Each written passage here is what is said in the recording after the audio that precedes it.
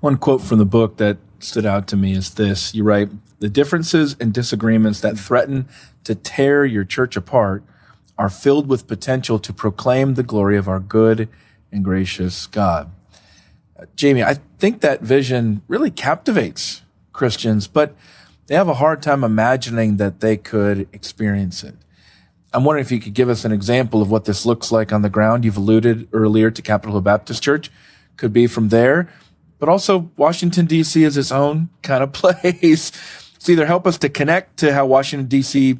plays out in other parts, or maybe an example from another place.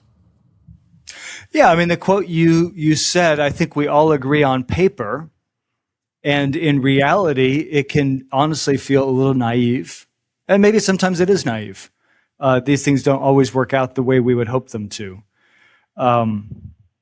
But in practice, I'll give one example. Obviously, the years 2020, 2021 were ripe with opportunities for disagreement. So in my own congregation, like many, we disagreed over how we should meet and when we should meet. We disagreed over the protests that happened in the wake of George Floyd's death and murder. We disagreed over politics, obviously, as we are now headed to election. We were back then as well. Right. I think one thing that two things I noticed during that time. The first was there were members of the church who disagreed with me quite vociferously, and yet we were able to have real productive conversations because they treated me like a brother in Christ. And that was not just productive, that was sweet. And I think some of my sweetest memories from pastoring a church during that time are some of those honestly hard conversations where it was clear that our unity in Christ was more valuable to each of us than the differences that we had.